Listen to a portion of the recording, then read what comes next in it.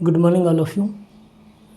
पिछले क्लास में हम लोगों ने integration of rational irrational form देखे थे, किसके थ्रू? पार्शियल फ्रैक्शन के थ्रू। उसका प्रोसेस देखे हुए थे। आज हम लोग इससे रिलेटेड कुछ एग्जांपल देखेंगे एंड फिर हम लोग इसका एक्सरसाइज स्टार्ट करेंगे। देखते एग्जांपल नंबर 3। अच्छा, कुछ रिजल्ट देखे गए थे कि अगर इंटीग्रेशन ऐसा रहता dx बटा ए स्क्वायर माइनस एक्स स्क्वायर, तो इसको लिखा जाएगा कितना? 1/2a log a plus x बटा a minus x plus constant c। पहला रिजल्ट। दूसरा रिजल्ट क्या आएगा? अगर इंटीग्रेशन ऐसा रहता dx बटा X square minus A square, dx बटा X square minus A square, तो इसका रिजल्ट क्या लिखा जाता? 1/2a लॉग ए एक्स प्लस ए लॉग एक्स माइनस ए बटा एक्स प्लस ए, एक्स माइनस ए बटा एक्स प्लस ए प्लस कॉन्स्टेंट सी। ठीक है, ये जिसमें हम लोग ये फॉर्मेट प्रूफ भी किए हुए थे पिछले क्लास में, आप ये खुद से प्रूफ करके देख सकते हैं। नेक्स्ट हम लोग देखते हैं एग्जाम्पल नंबर 3 क्या कर रहा है। इवेलुएट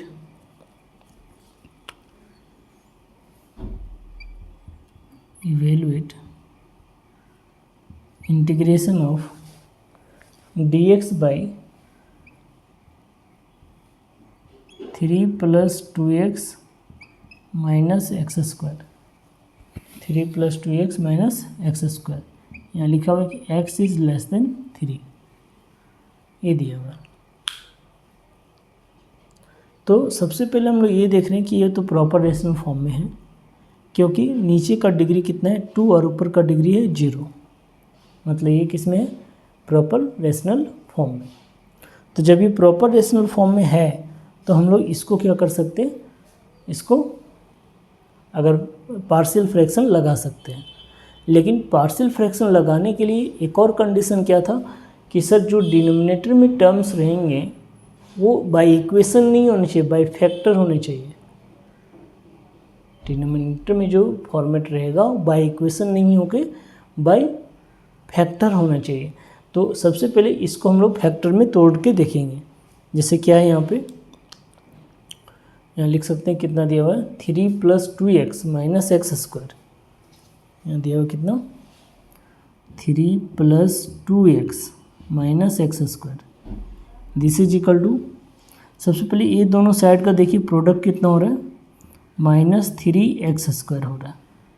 मतलब तोड़ेंगे कैसे कि जो बीच में 2x है,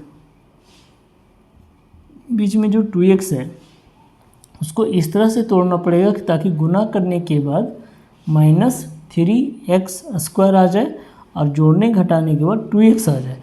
तो क्या लिख सकते हैं इसको? देखिए, ये 3 के बदले 3 रहेगा। 2x को क्या लिख सकते हैं? 2x को लिख सकते हैं हम लोग पहले 3x माइनस एक्स।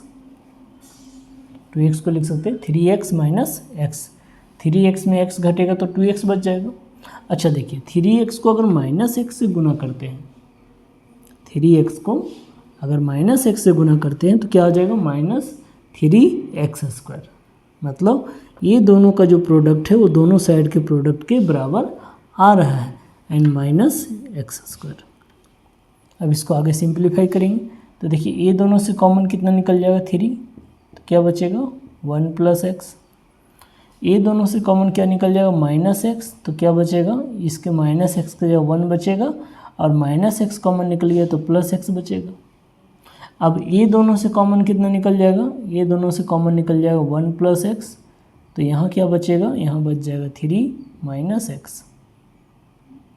मतलब ये तीनों टर्म्स के बदले हम लोग फैक्टर के रूप में क्या लिख सकते हैं? 1 + x × 3 - x। मतलब i बराबर क्या हो जाएगा? i = क्या हो जाएगा? इंटीग्रेशन ऑफ 1/3 + 2x - x² के बदले क्या आ जाएगा 1 + x × 3 - x dx। अब यहाँ पे पार्शियल लगाने का ये परफेक्ट फॉर्म आ चुका है। प्रॉपर रेशनल फॉर्म तो पहले था ही, लेकिन नीचे फैक्टर के रूप में नहीं था। प्रॉपर रेशनल फॉर्म में था, लेकिन नीचे फैक्टर के रूप में नहीं था। अब ये फैक्टर के रूप में भी आ चुका है। अब हम लोग यहाँ पे पार्शियल फ्रैक्शन लगा सकते हैं। तो देखिए क्या आ जाएगा, या लिख सकते हैं इसका partial fraction form. Proper rational form एक पार्ट में लिखेंगे तो लिखेंगे 1/1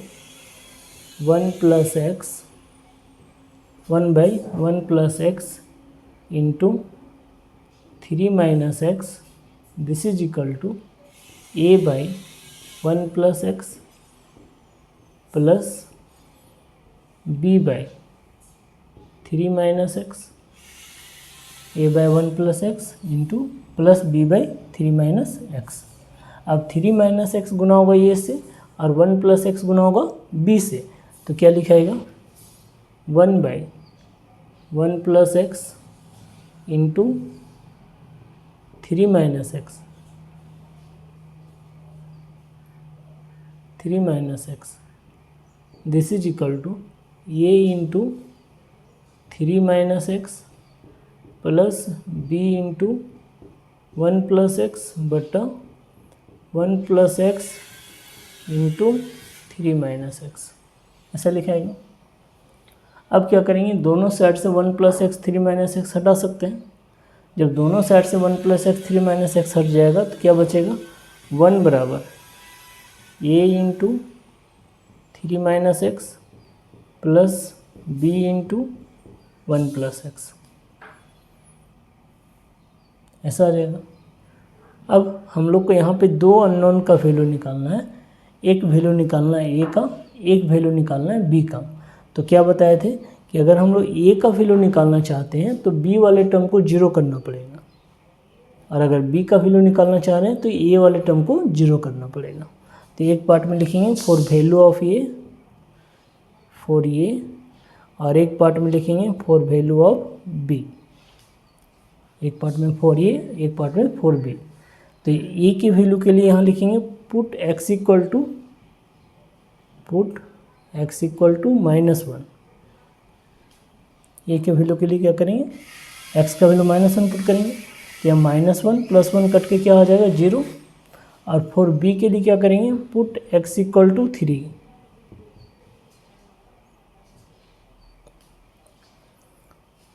a के वैल्यू के लिए x का वैल्यू -1 पुट करेंगे और b के वैल्यू के लिए x का वैल्यू 3 पुट करेंगे। तो -1 पुट करेंगे तो कितना आ जाएगा, -1 पुट करेंगे तो कितना आ जाएगा, यहाँ पे लेफ्ट साइड में आएगा 1 equal to a into 3 minus -1, ऐसा आ जाएगा। यानी कितना आ जाएगा 1 इक्वल टू a इंटू कितना 3 इंटू माइनस प्लस 1 4, और इधर अगर पुट x का वैल्यू 3 पुट करेंगे तो क्या आ जाएगा 1 इक्वल टू a इंटू 0 और प्लस b इंटू 1 + 3, ये लिखाएगा 1 बराबर a into 0 plus b into 1 + 3। यानी क्या लिख सकते हैं कि देयरफॉर a का वैल्यू कितना आ जाएगा, देयरफॉर a इक्वल टू 1/4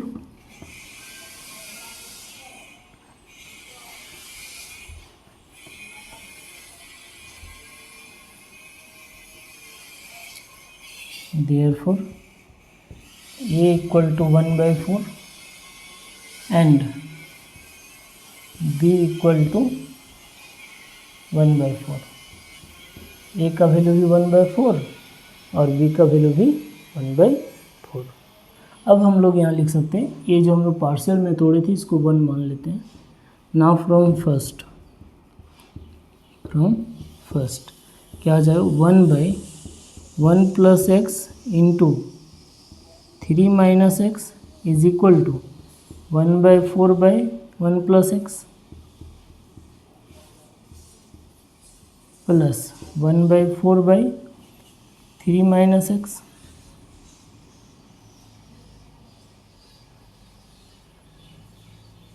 ऐसा आ जाएगा। यानी कि therefore integration of 1/1 + x 3 - x dx this is equal to integration of 1/4/1 + x dx plus integration of 1/4/3 - x dx। ऐसा लिखाएगा।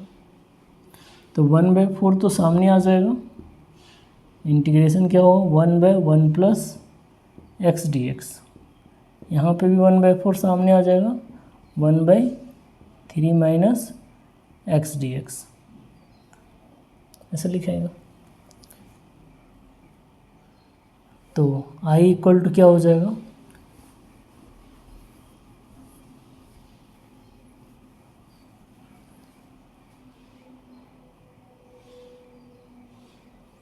देयरफॉर i इक्वल टू हो जाएगा 1/4 बाहर निकल जाएगा, इसका इंटीग्रेशन कितना हो जाएगा log 1 + x, फिर प्लस 1/4 यहाँ से बाहर निकल जाएगा, इसका हो जाएगा log x 3 - x 3 - x बटा कितना -1 प्लस कांस्टेंट c, ये लिखाएगा। दोनों से अगर हम लोग 1/4 कॉमन कर लेते हैं तो 1/4 कॉमन करने के बाद ये होगा log 1 + x minus log 3 - x and plus constant c। log m minus log n का क्या प्रॉपर्टीज बनता था, log m बटा n, तो यहाँ हो जाएगा 1/4 log 1 + x बटा 3 - x प्लस कांस्टेंट c, ये इसका आंसर हो जाएगा।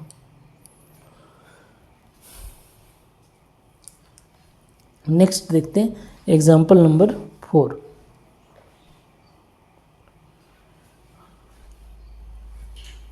नेक्स्ट देखते हैं एग्जाम्पल नंबर 4।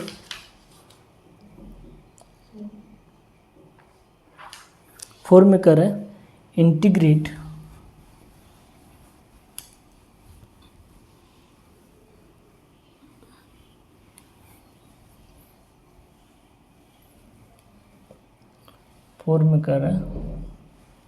इंटीग्रेट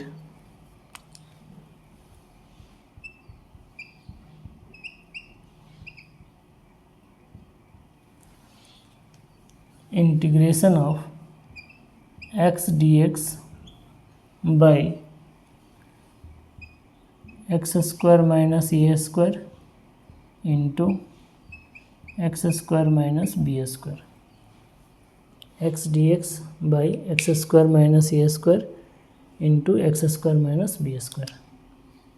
तो देखिए ये तो इंटीग्रेशन का टर्म प्रॉपर में ऑलरेडी है। क्यों? क्योंकि सबसे पहले तो ये ऊपर में डिग्री 1 है x का, नीचे गुना करेंगे तो x का डिग्री कितना बन जाएगा 4। तो हम लोग यहाँ पे डायरेक्ट पार्शियल लगा सकते हैं, लेकिन थोड़ा इसको सिंपल करने के लिए हम लोग क्या कर सकते हैं, थोड़ा इसको और सिंपल कर दें। तो उसके लिए क्या करेंगे, यहाँ लिखेंगे put x² equal to z। x² को क्या मान लेंगे z, एंड a² बराबर k1, या तो फिर a² को भी मान लेते अल्फ़ा और b² को मान लेते बीटा। थोड़ा सिंपल करने के लिए, और कोई बात नहीं है। सिंपल करने के लिए x² को क्या मान रहे हैं, पुट कर रहे हैं z, a² को अल्फ़ा, b² को बीटा। क्या बात कर रहे थे कि x² को क्या पुट करेंगे z, अल्फ़ा, a² को अल्फ़ा और b² को बीटा। तो अल्फ़ा और बीटा पुट करने का कारण क्या है, ताकि हम लोग का यहाँ पे सिर्फ लीनियर फैक्टर रह जाए। फैक्टर कैसा रह जाए, लीनियर, और कोई बात नहीं है। और x² को z पुट करने का रीज़न क्या है कि सर x² को अगर आप z पुट कर देते तो इसका डिफरेंशिएशन x के साथ चला जाएगा, क्योंकि x² का डिफरेंशिएशन कितना बनता है 2x। तो यहाँ लिख सकते हैं कि जब एक्स स्क्वायर को जेड पुट कर रहे हैं तो यहाँ लिखेंगे क्या, differentiation with respect to X. तो एक्स स्क्वायर का डेरिवेटिव 2x और जेड का dz बटा dx, मतलब कि dx का वैल्यू क्या बन जाएगा, dx का वैल्यू बन जाएगा dz बटा 2x। dx का वैल्यू बन जाएगा dz बटा 2x। तो देयरफॉर i का वैल्यू क्या आ जाएगा, i बराबर हो जाएगा इंटीग्रेशन ऑफ x, देखिए एक्स स्क्वायर के बदले क्या आएगा, Z minus alpha into Z minus beta, और dx के बदले कितना हो जाएगा, dz बटा 2x, ऐसा आएगा, dx के बदले dz बटा 2x। तो क्या होगा, ax से x कट जाएगा, तो यहाँ से हम लोग 1/2 बाहर कर सकते हैं, यानी क्या हो जाएगा, ये dz बटा z minus alpha into Z minus beta, ये हो जाएगा। अब हम लोग इसको पार्शियल फॉर्मेट से पार्शियल फॉर्म में चेंज कर सकते हैं। सिर्फ जब लास्ट में रिजल्ट जब देखेंगे उस समय हम लोग को जेड का वैल्यू, अल्फ़ा का वैल्यू और बीटा का वैल्यू, तीनों का वैल्यू रिप्लेस करना पड़ेगा। जैसे देखिए इसका पार्शियल फॉर्म अगर चेंज करते हैं तो क्या होगा, 1/z minus alpha, 1/z minus alpha into Z minus beta, this is equal to a/z minus alpha plus b/z minus beta, ऐसा लिखाएगा। क्रॉस मल्टीप्लिकेशन करेंगे तो क्या हो जाएगा, सिंप्लीफाई करेंगे इधर तो क्या आ जाएगा, LCM z minus alpha into Z minus beta, Z minus beta हुआ गुना a से, तो a into Z minus beta, a into Z minus beta plus b into Z minus alpha, और इधर आएगा 1/z minus alpha into Z minus beta. तो Z minus alpha beta cut, Z minus alpha Z minus beta cut जाएगा, मतलब 1 बराबर क्या हो गया, a into Z minus alpha plus b into Z minus beta.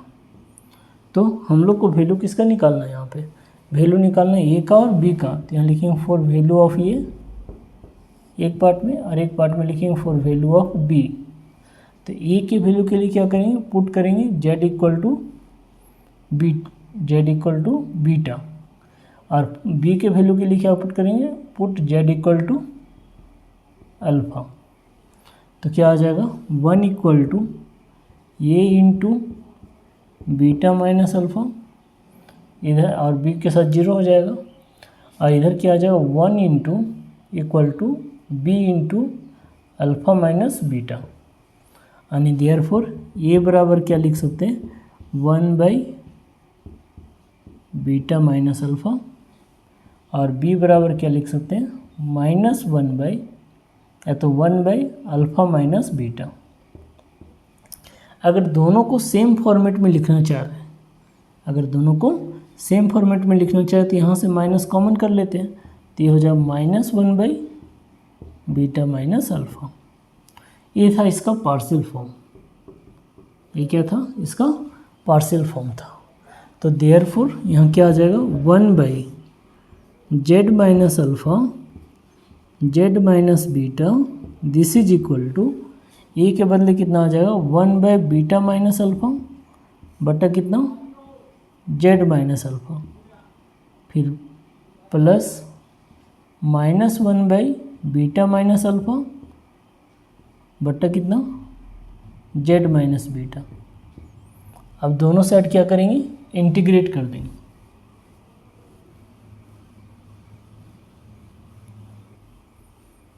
दोनों साइड क्या करेंगे, अब इंटीग्रेट कर देंगे। तो क्या आ जाएगा, integration of 1/z minus alpha Z minus beta और dz/2 था ना, दिस इज इक्वल टू क्या आ जाएगा, 1/2 इंटीग्रेशन ऑफ, ये पूरी के बदले कितना लिखाएगा, 1/बीटा माइनस अल्फ़ा 1/बीटा बीटा माइनस अल्फ़ा बटा कितना जेड माइनस अल्फ़ा, फिर प्लस नहीं plus minus minus 1 beta minus alpha बटा जेड माइनस बीटा और डी जेड। दोनों से 1/बीटा माइनस अल्फ़ा कॉमन ले सकते हैं, तो आ जाएगा 1/2 इंटू 1/बीटा माइनस अल्फ़ा, ये कॉमन आ जाएगा। तो क्या आ जाएगा अब यहाँ पे इंटीग्रेशन 1/जेड minus alpha D Z minus 1/जेड माइनस बीटा डी जेड। तो दिस इज इक्वल लिख सकते 1/2 B square minus A square, ये हो जाएगा कितना log Z minus alpha minus log Z minus beta और plus constant C plus C, ये आएगा। तो क्या लिखेंगे this is equal to 1/2 times of B square minus A square log Z minus alpha divided by Z minus beta plus constant C. अब Z और alpha beta का value replace कर देंगे, एक जगह तो अल्फ़ा बीटा कर दिए रिप्लेस, तो देयरफॉर फाइनल रिजल्ट क्या आएगा, आई बराबर 1/2 B square minus A square log X square minus A square बटा X square minus B square plus constant C, ये इसका आंसर हो जाएगा।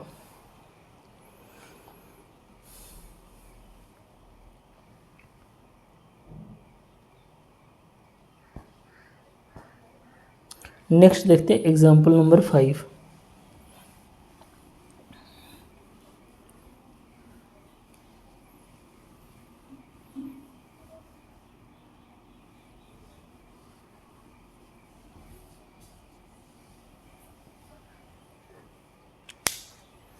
एग्जाम्पल नंबर 5 में कह रहा गया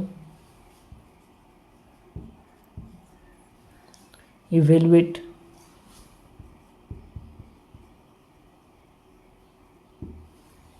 integration of x plus 5 by x plus 1 into X plus 2 का होल स्क्वायर डी एक्स। तो सबसे पहले ये देखिए कि ये प्रॉपर में है या इम्प्रॉपर में है। तो हम लोग को यहाँ तक दिख रहा है अभी तक, नीचे का डिग्री कितना है 3 और ऊपर का डिग्री है 1, मतलब ये प्रॉपर में ऑलरेडी है। तो जब ये प्रॉपर में है तो हम लोग इसको डायरेक्ट पार्शियल के फॉर्म में ब्रेक कर सकते हैं।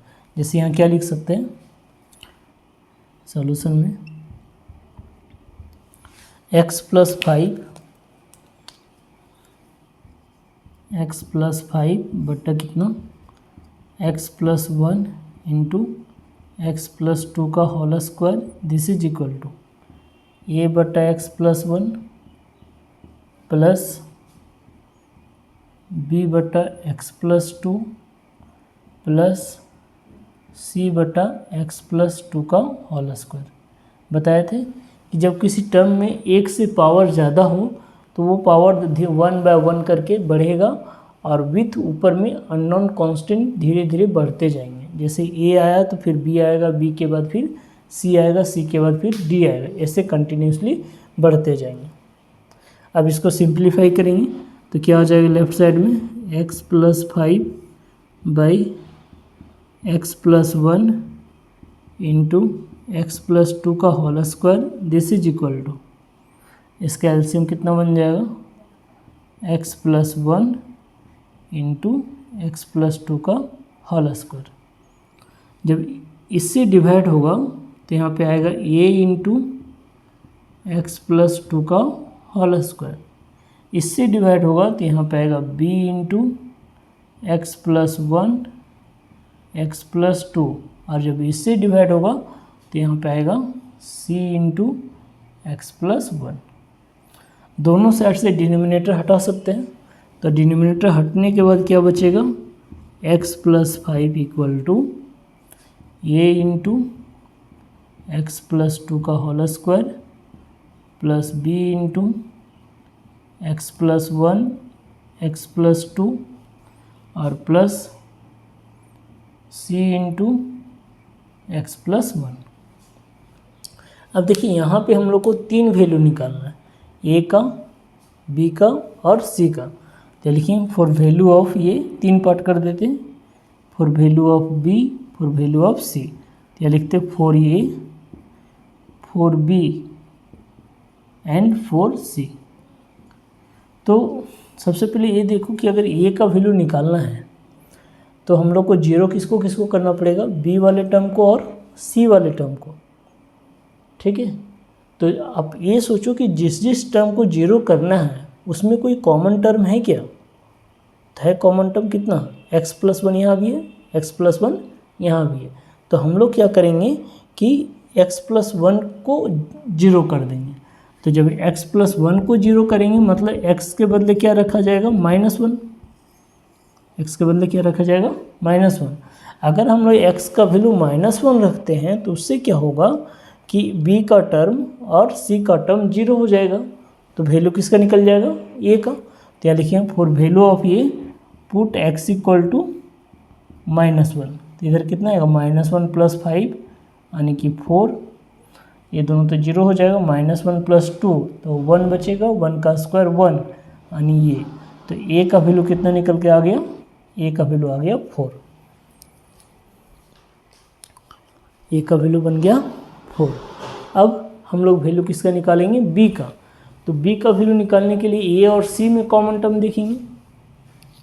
तो देखिए a और c में कोई भी कॉमन टर्म्स नहीं है, a और c में कोई भी कॉमन टर्म्स नहीं है। तो जब a और c में कोई कॉमन टर्म्स नहीं है तो हम लोग अभी b का वैल्यू नहीं कैलकुलेट कर सकते। ठीक है, नेक्स्ट हम लोग देखते हैं c के लिए। अगर हम लोग c का वैल्यू निकालना चाह रहे हैं तो हम लोग को a और b में कॉमन टर्म देखना पड़ेगा। तो देखिए a और b में कॉमन टर्म कितना है, x + 2। तो यहाँ लिखते हैं c for value of c। अगला टर्म किसके लिए देख रहे हैं, c के लिए। तो कॉमन टर्म कितना हो गया, x + 2 तो = 0, मतलब x बराबर क्या बन जाएगा, -2। x का वैल्यू -2। तो यहाँ लिखिए पुट x = -2, x = -2। तो इधर कितना आएगा, -2 + 5, -2 + 5 दैट मीन्स 3। इधर कितना हो जाएगा, ये तो जीरो हो जाएगा, ये भी जीरो हो जाएगा, और यहाँ आ जाएगा c × -2 + 1 मतलब -1, मतलब कि देयरफॉर c = कितना आ जाएगा, -3। तो c का वैल्यू -3 आ गया। अब एक और वैल्यू हम लोग का बच गया, कौन सा, b का। तो b का डायरेक्ट वैल्यू पॉसिबल नहीं हो पा रहा है, b का वैल्यू हम लोग डायरेक्ट नहीं निकाल पा रहे हैं। तो जब b का डायरेक्ट वैल्यू नहीं निकाल पा रहे तो क्या करेंगे कि हम लोग इस राइट साइड वाले टर्म्स को एक पार्टिकुलर इक्वेशन में बदल देंगे। तो क्या आ जाएगा, देखिए x + 5 this is equal to a into x² plus 4x plus 4 plus b into x² 2x plus x3x plus 2 and plus c into x + 1। अब क्या करेंगे कि हम लोग टर्म्स को सेपरेट करेंगे। कैसे टर्म को सेपरेट करेंगे, x² वाले टर्म को सेपरेट करेंगे, x के टर्म को सेपरेट करेंगे और फिर कांस्टेंट टर्म को सेपरेट करेंगे। तो देखिए यहाँ पे कितना है, लेफ्ट साइड में तो x² का टर्म नहीं है, मतलब इसको लिखते हैं 0x² plus x plus 5 this is equal to, अगर राइट साइड में x² का टर्म सेपरेट करेंगे तो यहाँ कितना आ जाएगा a, यहाँ से कितना आ जाएगा b, फिर प्लस x का टर्म अगर सेपरेट करते हैं तो यहाँ से कितना आ जाएगा 4a, यहाँ से कितना आ जाएगा 3b और यहाँ से आ जाएगा c। और अगर कांस्टेंट टर्म सेपरेट करते हैं तो यहाँ से आ जाएगा 4a plus 2b plus c। तो अब हम लोग कॉएफिशिएंट को इक्वेट करके क्या करेंगे, वैल्यू निकालेंगे। तो देखिए x² का कॉएफिशिएंट इधर कितना बना, a + b, इधर कितना बना 0, तो यहाँ लिख सकते therefore a plus B equal to 0, मतलब b equal to minus A, मतलब b इक्वल टू -4। a का वैल्यू 4, b का वैल्यू -4 और c का वैल्यू -3। ये तीनों का वैल्यू निकल गया। अब हम लोग यहाँ पे क्या कर सकते हैं, इक्वेशन 1 में पुट कर सकते हैं। तो यहाँ लिखते हैं नाउ फ्रॉम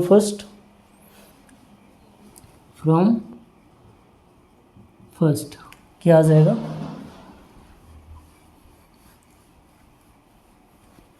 यहाँ लिख सकते हैं कितना, x + 5 बाई x + 1 x + 2 का whole square integration and dx, this is equal to a के बदले कितना आया 4 बाई x + 1 इंटीग्रेशन dx कर सकते हैं, b के बदले कितना है -4 बाई x + 2 dx कर सकते हैं, प्लस c का वैल्यू कितना है 3, c का वैल्यू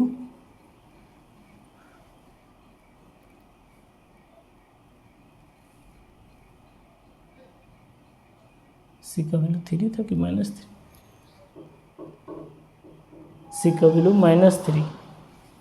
-3 बाई x + 2 का होल स्क्वायर dx, ऐसा करेंगे। अब इसको सेपरेट करके इंटीग्रेट करेंगे तो 4 ये हो जाएगा कितना log x + 1 -4 log x + 2, और ये टर्म नीचे से ऊपर चला जाएगा तो यहाँ होगा -3 इंटीग्रेशन ऑफ x + 2 का पावर -2 dx, यानी कितना हो जाएगा, ये दोनों से 4 अगर कॉमन कर लें तो 4 log x - 1 सो x + 1 बटा x + 2, और यहाँ -3 और इसका इंटीग्रेशन हो जाएगा -1 बटा x + 2 and plus constant c। तो ये दोनों माइनस मिलके क्या हो जाएगा, प्लस हो जाएगा। तो फाइनल आंसर कितना आ जाएगा, फाइनल आंसर आ जाएगा कितना 4 log x + 1 बटा x + 2 प्लस 3 बटा x + 2 प्लस कांस्टेंट c, ये इसका आंसर हो जाएगा। तो आज के लिए यहीं तक रखते हैं, नेक्स्ट क्लास में इसका एग्जाम्पल नंबर 6 और एक्सरसाइज